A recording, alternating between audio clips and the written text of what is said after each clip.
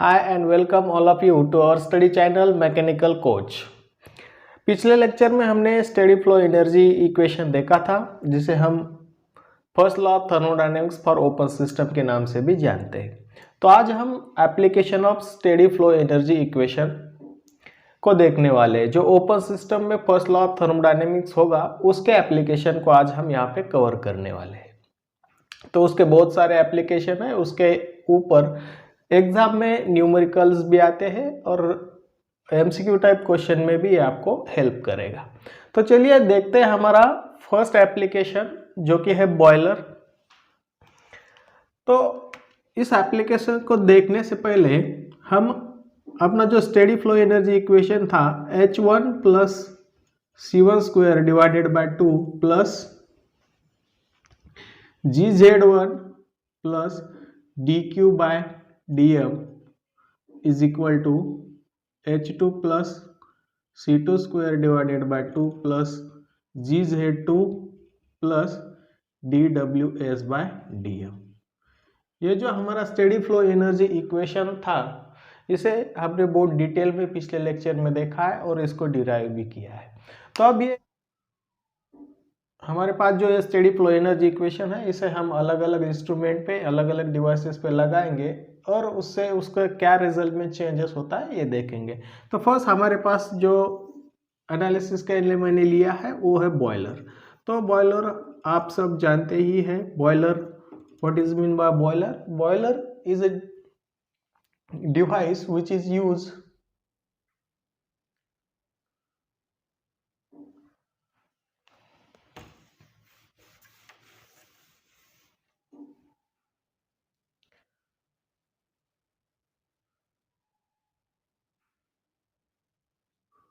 तो अब ये स्टेडी फ्लो एनर्जी इक्वेशन है, इसे हम हमारा जो फर्स्ट एप्लीकेशन है बॉयलर इसमें लगाते हैं। तो बॉयलर को हम सब जानते हैं, बॉयलर को यूज़ किया जाता है to convert water into steam. एक ड्रम है बॉयलर का, इसमें वाटर होता है और इस वाटर को हम हीट करके उसको स्टीम में कन्वर्ट कर देते हैं। तो हमारा बेसिकली यहाँ पे हम, अगर मैं इस ड्रम को मेरा सिस्टम मानता हूँ तो मैं यहाँ पे सप्लाइड क्या कर रहा हूँ? हीट सप्लाइड कर रहा हूँ।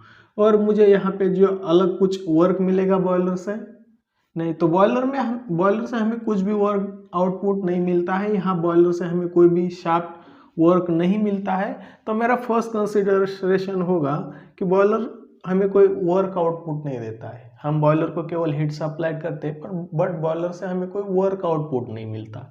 सेकेंड, जो इसका एलिवेशन होगा, मतलब यहाँ से जो एनालिसिस के लिए मैं ले रहा हूँ तो यहाँ से मगर अगर कोई सेक्शन 1 और सेक्शन 2 कंसिडर करूँगा तो इसका जो हाइट होगा Z1 is equal to Z2 होगा, Z1 is equal to Z2 होगा, इज इक्वल टू Z होगा, राइट। मतलब यहाँ पे पोटेंशियल एनर्जी भी इसका जीरो हो जाएगा, चेंज इन पोटेंशियल एनर्जी भी यहाँ पे जीरो हो जाएगा और काइनेटिक एनर्जी को भी हम बॉयलर के केस में जीरो कंसिडर करेंगे। फर्स्ट, बॉयलर हमें कोई वर्क आउटपुट नहीं देता है तो जीरो ले लेंगे। पोटेंशियल एनर्जी हम जो एलिवेशन है वो सेम मानेंगे तो पोटेंशियल एनर्जी जीरो हो जाएगा और इसका जो वेलोसिटी होगा वो बहुत निग्लिजिबल होगा तो इस केस में उसका काइनेटिक एनर्जी भी जीरो हो जाएगा। अब ये जो हमारा स्टेडी फ्लो एनर्जी इक्वेशन है इसको हम लगाते हैं यहाँ पे वर्क डन, मतलब कोई शाफ्ट वर्क नहीं मिल रहा था तो वर्क डन भी यहाँ पे जीरो हो जाएगा। पोटेंशियल एनर्जी मतलब GZ1 और GZ2 भी यहाँ से जीरो हो जाएंगे। काइनेटिक एनर्जी C1 और C2 यहाँ से जीरो हो जाएंगे। तो अगर मैं यहाँ से देखूँ तो H1 बचेगा मेरे पास, C1 काइनेटिक एनर्जी का पार्ट है, जीरो हो जाएगा। Z1 पोटेंशियल एनर्जी का पार्ट है, जीरो हो जाएगा। यहाँ पे आ जाएगा हीट DQ। ओके, मैं सिंपली यहाँ से DQ लिखता हूँ, लेकिन ये DQ का यूनिट जो होगा वो जूल पर kg होगा। और आगे मेरे पास बचेगा H2, आगे मेरे पास बचेगा H2, Z2 और शाफ्ट वर्क भी यहाँ पे जीरो हो जाएगा फॉर बॉयलर। अब इससे मैं DQ नेट हीट सप्लाई निकालता हूँ। DQ इज इक्वल टू मुझे मिल जाएगा H2 minus H1। dq is equal to H2 minus H1। तो यही होता है steady flow energy equation for boiler. अगर पर्टिकुलर बॉयलर के लिए आपको स्टेडी फ्लो एनर्जी इक्वेशन पूछा जाए तो dq is equal to H2 minus H1, और अगर इसका यूनिट होगा यहाँ पे जूल पर केजी। अगर आपके पास कोई पर केजी के लिए है, अगर आपके पास मास है मास फ्लो रेट है m डॉट, तो आप यहाँ से मास फ्लो रेट से इसे मल्टीप्लाई करोगे तो आपको मिल जाएगा जूल पर सेकेंड। तो ये होता है steady flow energy equation for boiler. अब सेकंड हमने लिया है टरबाइन। सेकंड जो हमारा एप्लीकेशन है वो है टरबाइन। बॉयलर के लिए देख लिया, अब देखते हैं टरबाइन के लिए। तो टरबाइन बेसिकली क्या करता है टरबाइन में हम एक एंड से स्टीम को सप्लाई करते हैं, और जब हम स्टीम को सप्लाई करते हैं तो यहाँ पे रोटर लगे हुए होते हैं। अगर स्टीम सप्लाई करेंगे तो वो उस रोटर को घुमाती है, रोटेट करती है। रोटर रोटेट होंगे तो यहाँ पे एक शाफ्ट लगा हुआ होता है, शाफ्ट भी रोटेट होगा और यहाँ से हमें वर्क आउटपुट मिलेगा, और जो बचा हुआ स्टीम है ये यहाँ से आउट में चला जाएगा। तो टरबाइन के केस में ये जो टरबाइन का वॉल होगा, इसे हम बोलेंगे एडियाबैटिक वॉल, या फिर हम इस वॉल को कंसीडर करेंगे परफेक्टली इंसुलेटेड वॉल। तो इस केस में हमारा dq हो जाएगा 0, इस केस में हमें dq मिलेगा 0। तो टरबाइन के केस में मैं टरबाइन के वॉल को परफेक्टली इंसुलेटेड मान रहा हूँ, मतलब मैं dq को 0 कंसीडर कर रहा हूँ। मुझे यहाँ से 1 मिल रहा है, dq इज इक्वल टू 0। अब इस केस में भी आप देखोगे, अगर मैं यहाँ से एक डाटम ले लेता हूँ तो Z1 और Z2, क्योंकि ये हॉरिजेंटल है तो Z1 is equal to Z2 हो जाएगा। मतलब यहाँ से पोटेंशियल एनर्जी मुझे 0 मिलेगा, क्योंकि Z1 और Z2 सेम हाइट पे है, तो change in potential energy Z1 minus Z2 होता है, तो वो 0 हो जाएगा। सेकेंड, इसमें काइनेटिक एनर्जी को भी हम कंसीडर करेंगे 0। इसमें काइनेटिक एनर्जी जो फ्लो होगा उसका वेलोसिटी को भी हम 0 मानेंगे, तो काइनेटिक एनर्जी भी यहाँ से 0 हो जाएगा। अब ये 3 टर्म यहाँ से मुझे 0 मिली है, तो ये 3 टर्म्स को मैं यहाँ पे रख देता हूँ, अपने जो main steady flow energy equation है इसमें लगा देता हूँ। तो यहाँ dq 0 हो जाएगा, पोटेंशियल एनर्जी मतलब Z1 Z2 0, kinetic C1 C2 0। तो मेरे पास इक्वेशन बचेगा H1 is equal to dq 0 हो गया है, इस साइड में मिलेगा H2 प्लस WS टरबाइन हमें वर्क आउटपुट देता है। अब यहाँ पे मैंने हीट को पॉजिटिव लिया था, इस साइन बहुत इंपॉर्टेंट है, साइन के ऊपर ही आप कंसिडर कर पाओगे, या आपका इक्वेशन गलत होने के चांसेस ज़्यादा तो ज़्यादा साइन में है। अगर यहाँ पे हीट में सप्लाई कर रहा हूँ, तो अगर हम हीट सप्लाई करते हैं तो पॉजिटिव लेते हैं, और हीट रिजेक्ट करते हैं किसी सिस्टम से तो निगेटिव ले लेते हैं। अगर वर्क सप्लाइड करते हैं तो निगेटिव होता है, अगर वर्क सिस्टम से हमें मिल रहा है तो वर्क पॉजिटिव होता है। इसके साइन कन्वेंशन भी मैंने आपको पहले से ही बता रखे हैं। तो यहाँ पे वर्क मुझे मिल रहा है, ये मेरा सिस्टम है, टरबाइन मेरा एक सिस्टम है, और सिस्टम से सराउंडिंग में वर्क जा रहा है, मतलब वर्क आउटपुट मिल रहा है हमें, तो वर्क आउटपुट है, इसलिए मैंने यहाँ पे प्लस साइन लिया है। अब यहाँ से मुझे जो वर्क मिलेगा वो होगा H1 माइनस H2। अब आप यहाँ पे देख रहे हो dq is equal to H2 minus H1 था, H2 माइनस H1 था, और यहाँ पे WS देख रहे हो H1 माइनस H2, मतलब हम इंथैल्पी सप्लाइड कर रहे थे, इंथैल्पी ड्रॉप की वजह से हमें वर्क आउटपुट मिल रहा है, इंथैल्पी चेंजेस की वजह से हमें वर्क आउटपुट मिल रहा है।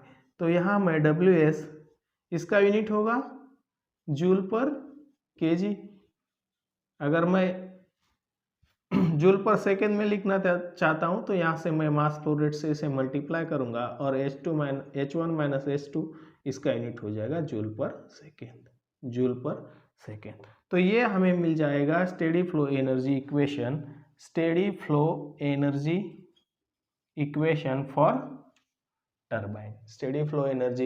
For turbine.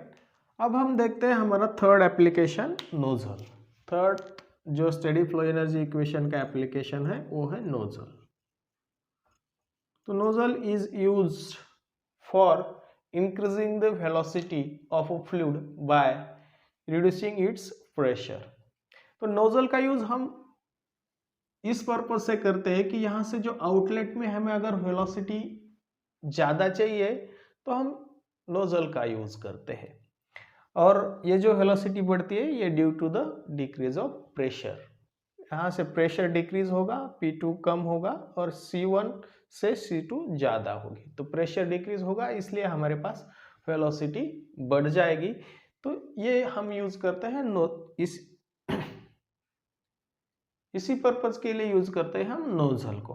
तो नोजल में फर्स्ट ये जो नोजल का वॉल है उसे मैं एडियाबैटिक कंसीडर कर रहा हूँ, मतलब इससे ना तो कोई हीट सिस्टम में आ रहा है ना कोई हीट सिस्टम से बाहर जा रहा है, परफेक्टली इंसुलेटेड मान रहा हूं। तो परफेक्टली इंसुलेटेड नोजल है, इस केस में मुझे DQ मिलेगा 0, इंसुलेटेड है DQ मिलेगा 0। फिर से Z1 और Z2 मैं सेम हाइट पे ले रहा हूं, मतलब मेरे पास पोटेंशियल एनर्जी भी हो जाएगी 0। अब इस केस में काइनेटिक एनर्जी 0 नहीं होगी क्योंकि हमारा पर्पस ही है कि वेलोसिटी को इंक्रीज करना। अब इसके नोजल का पर्पस ही होता है वेलोसिटी को इंक्रीज करना, तो यहाँ पे काइनेटिक एनर्जी 0 नहीं हो सकती। नोजल से दूसरा हम कोई शाफ्ट वर्क नहीं निकाल सकते, हमें शाफ्ट वर्क की जरूरत नहीं होती है नोजल में, तो शाफ्ट वर्क यहाँ से 0 हो जाएगा, राइट।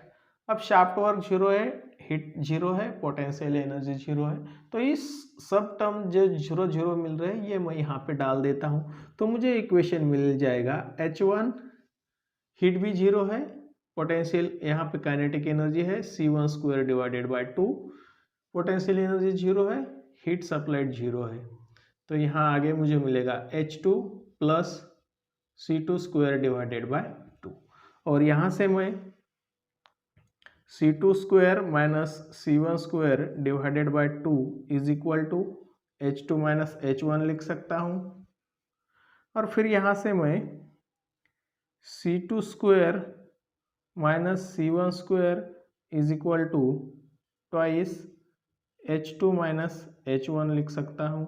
ये 2 को मैंने उस तरफ शिफ्ट किया है, और फिर यहाँ से मैं C2 square is equal to C1 square plus 2 into delta H लिख सकता हूँ, इंटू डेल्टा H लिख सकता हूँ। और अगर मैं C1 को लेस लेस लेस लेस मान लेता हूँ C2 के, C1 बहुत कम होगा, यहाँ पे C1 बहुत कम होगा, और इसी को हम बढ़ाना चाहते हैं C2 से, तो मतलब हम वेलोसिटी बढ़ा रहे हैं, तो C1 हमारा हम एज्यूम कर रहे हैं कि C2 से बहुत कम है, निग्लिजिबल है, तो इसे हम निगलेक्ट कर देंगे, तो हमारे पास C2 का एक जनरल फॉर्मूला बन जाएगा 2 इंटू डेल्टा H।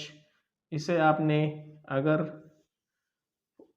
पढ़ाई की है तो इसे आपने जरूर देखा होगा बुक्स में, C2 is equal to under root of 2 into delta H, मतलब एंथैल्पी जो ड्रॉप होगा उसकी वजह से C2 बढ़ेगा। अब एंथैल्पी पे भी फॉर्मूला होता है E1 प्लस P1 V1, मतलब ये प्रेशर वॉल्यूम पे डिपेंड है, यहाँ पे प्रेशर रिड्यूस हो रहा है और उसकी जगह वेलोसिटी इंक्रीज हो रही है, तो यहाँ से भी हमें पता चलता है, तो डायरेक्टली हम C2 is equal to 2 into under root of delta H लिख सकते हैं फॉर अ नोजल, और यही होगा हमारा स्टेडी फ्लो एनर्जी इक्वेशन, यही होगा हमारा steady flow energy equation for a nozzle.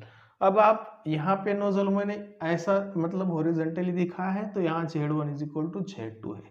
आप जबरदस्ती किसी चीज को पोटेंशियल एनर्जी 0 करने की कोशिश नहीं करनी चाहिए। अब अगर किसी न्यूमेरिकल में मुझे नोजल कुछ इस तरह दिया हुआ है, इसका एक्सिस कुछ इस तरफ दिया है, तो यह मेरा Z1 हो जाएगा और यहाँ तक मेरा Z2 हो जाएगा। अब यहाँ Z1 और Z2 इक्वल नहीं है, तो पोटेंशियल एनर्जी 0 नहीं होगा। मैंने नोजल को हॉरिजॉन्टली कंसीडर किया था, अगर मैं यहाँ पे एक डाटा लेता हूँ तो Z1 Z2 मुझे सेम मिल रहा था, तो इसकी वजह से पोटेंशियल एनर्जी मुझे 0 मिल रही थी। तो अगर आपको कई एग्जाम में या फिर कई न्यूमेरिकल में उस तरफ का नोजल दिया हुआ है, तो वहाँ आप पोटेंशियल एनर्जी को 0 जीरो नहीं करेंगे। तो ये स्टेडी फ्लो एनर्जी इक्वेशन था नोजल के लिए। अब नोजल जैसा ही सेम हमारे पास एक और इंस्ट्रूमेंट होता है और एक डिवाइस होता है डिफ्यूज़र। तो डिफ्यूज़र का काम नोजल से बिल्कुल उल्टा होता है। नोजल हम प्रेशर को रिड्यूस करते हैं नोजल में और वेलोसिटी को बढ़ाते हैं। तो डिफ्यूज़र में हम वेलोसिटी को डिक्रीज करते हैं और प्रेशर को इंक्रीज करते हैं। तो diffuser is use to increase the pressure by reducing its velocity. तो डिफ्यूज़र की केस में भी हम स्टेडी फ्लो एनर्जी इक्वेशन लगा के देखते हैं। फिर सेम जो डिफ्यूज़र का वॉल होगा उसे मैं एडियाबैटिक वॉल कंसिडर करता हूँ, मतलब यहाँ से भी मुझे D Q is equal to zero मिलेगा, D Q is equal to zero मिलेगा। सेम हाइट पे मान लेता हूँ, ओरिजेंटल मान लेता हूँ, तो डाटा से Z1 और Z2 का वैल्यू बराबर हो जाएगा, तो पोटेंशियल एनर्जी भी जीरो हो जाएगा। और सेम डिफ्यूज़र से भी हमें कोई वर्क नहीं मिलता है या फिर कोई वर्क हम डिफ्यूज़र को सप्लाई नहीं करते हैं, तो उस केस में शाफ्ट वर्क भी जीरो हो जाएगा। अगर ये वैल्यू फिर मैं इसमें पुट कर देता हूँ तो मेरे पास ये इक्वेशन आ जाएगा, मेरे पास ये इक्वेशन आ जाएगा। अब चेंजेस कहाँ होगा, ये जो मैंने C2 माइनस C1 ले रहा था, तो यहाँ पे मुझे C1 यहाँ पे ज़्यादा होगा क्योंकि मैं वेलोसिटी को रिड्यूस करने वाला हूँ। C1 square minus C2 square divided by 2 is equal to H1 minus H2, और यहाँ से C1 square minus C2 square is equal to 2 into H1 minus H2, H1 minus H2। अब यहाँ हम C2 को बहुत कम है तो यहाँ निगलेक्ट कर सकते हैं, तो इस डिफ्यूज़र के केस में हमें C1 इज इक्वल टू मिल जाएगा 2 under root delta H, 2 under root delta H, क्योंकि इसका इनलेट का जो वेलोसिटी होता है वो बहुत ज़्यादा होता है, आउटलेट का वेलोसिटी होता है वो बहुत कम होता है। और आप अगर यहाँ पे H1 H2 का पता है तो ये भी इक्वेशन लगा सकते हो। तो यही होता है steady flow energy equation for a nozzle, यही होता है steady flow energy equation for a nozzle. Fourth हमारा एप्लीकेशन है स्टेडी फ्लो एनर्जी इक्वेशन में हीट एक्सचेंजर। फोर्थ हमारा एप्लीकेशन है स्टेडी फ्लो एनर्जी इक्वेशन में हीट एक्सचेंजर। इसे आप इवेपोरेटर या कंडेंसर भी ले सकते हैं, क्योंकि इवेपोरेटर और condenser is nothing but a form of heat exchanger. तो यहाँ से मैं हीट एक्सचेंजर के लिए अब स्टेडी फ्लो एनर्जी इक्वेशन कैसा होगा ये देखता हूँ। Heat exchanger, okay. तो हीट एक्सचेंजर में हम क्या करते हैं, हीट यहाँ पे अगर मैं इसे इवेपोरेटर मान लेता हूँ, इसको मैं इवेपोरेटर मान लेता हूँ, तो उस केस में क्या होता है, इवेपोरेटर में क्या होता है आपने देखा भी होगा, जो ये जो वाटर होता है ये बहुत अंदर चिल होता है वाटर, और बाहर से हम इसको हीट करते हैं, मतलब ये बाहर से हीट अंदर ले लेते हैं।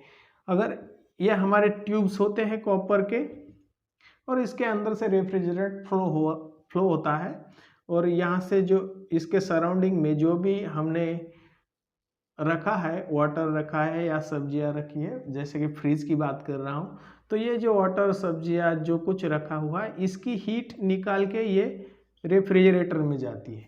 तो अब मैं इस सिस्टम को इवेपोरेटर बोल रहा हूँ, और इसे ये मेरा सिस्टम है। तो हीट जनरली क्या होती है इवेपोरेटर में, सिस्टम के अंदर जाती है, हीट हम सप्लाइड करते हैं इन केस ऑफ इवेपोरेटर। और कंडेंसर के केस में उल्टा हो जाएगा, ये जो लिक्विड होता है ये हीट रिजेक्ट कर लेता है सराउंडिंग में, तो हीट रिजेक्ट हो जाता है कंडेंसर में। तो एक हमें यहाँ पे एक तो मिल गया कि हीट सप्लाइड जीरो नहीं होगा, हम इसे ओरिजेंटल मानेंगे तो पोटेंशियल एनर्जी जीरो हो जाएगा, क्योंकि ओरिजेंटल प्लेस करेंगे तो Z1 is equal to Z2 हो जाएगा और पोटेंशियल एनर्जी वहाँ से हमें जीरो मिल जाएगा। साथ ही साथ में हमें काइनेटिक एनर्जी भी जीरो मिलेगा, काइनेटिक एनर्जी भी यहाँ से हम जीरो करेंगे, और यहाँ हम कुछ वर्क डन भी नहीं करेंगे, या फिर इस सिस्टम से हीट एक्सचेंजर से हमें कोई वर्क आउटपुट भी नहीं मिलेगा। बेसिकली हीट एक्सचेंजर यूज करते हैं हीट का इंटरेक्शन, मतलब हीट को बढ़ाने के लिए या हीट को कम करने के लिए। तो बेसिक पर्पज हमारा हीट का था। यहाँ पे मैं अगर ये वैल्यू पुट कर देता हूँ तो काइनेटिक एनर्जी जीरो है तो C1 जीरो हो जाएगा, ये भी टर्म जीरो हो जाएगी, तो यहाँ बचेगा DQ और ये आएगा H2, ये आएगा H2। तो यहाँ से मैं हीट सप्लाइड कर रहा था तो मुझे D Q is equal to मिलेगा H2 minus H1, H2 minus H1, ये होगा जूल पर केजी में। अगर आपको जूल पर सेकेंड में चाहिए तो मास फ्लो रेट m से इसे मल्टीप्लाई करेंगे तो H2 माइनस H1 और ये मिलेगा आपको जूल पर सेकेंड में। तो ये होता है steady flow energy equation for a heat exchanger. अब ये मैंने इवेपोरेटर के लिए बोला है कि हीट सप्लाइड हो रही है तो यहाँ पे मैं पॉजिटिव ले रहा हूँ, हीट सप्लाइड करेंगे तो पॉजिटिव लेगा। अगर सेम ये इवेपोरेटर की जगह कंडेंसर है तो यहाँ पे नेगेटिव आएगा। क्यों? क्योंकि कंडेंसर के केस में हीट हम सप्लाइड नहीं करते हैं। रेफ्रिजरेटर से जो मतलब ये जो मेरा ट्यूब था कॉपर का, ये हीट इससे रिजेक्ट करेगा, ये सिस्टम से सराउंडिंग में आएगा तो वहाँ पे निगेटिव ले लेंगे और यहाँ से हमें फिर जो डी क्यू मिलेगा वो मिलेगा H1 minus H2 in case of condenser. तो आपको समझ में आया होगा कि इवेपोरेटर और कंडेंसर में स्टेडी फ्लो एनर्जी इक्वेशन कैसे लगाते हैं। फिफ्थ हमारे पास जो एप्लीकेशन है स्टेडी फ्लो एनर्जी इक्वेशन का वो है कंप्रेसर, वो है कंप्रेसर। तो ये मेरे पास मैंने यहाँ पे एक कंप्रेसर का ड्राइंग निकाला है। तो कंप्रेसर हम बेसिकली यूज करते हैं to increase the pressure of fluid. हमारे पास एयर है तो उस एयर का प्रेशर बढ़ाने के लिए हम कंप्रेसर का यूज करते हैं।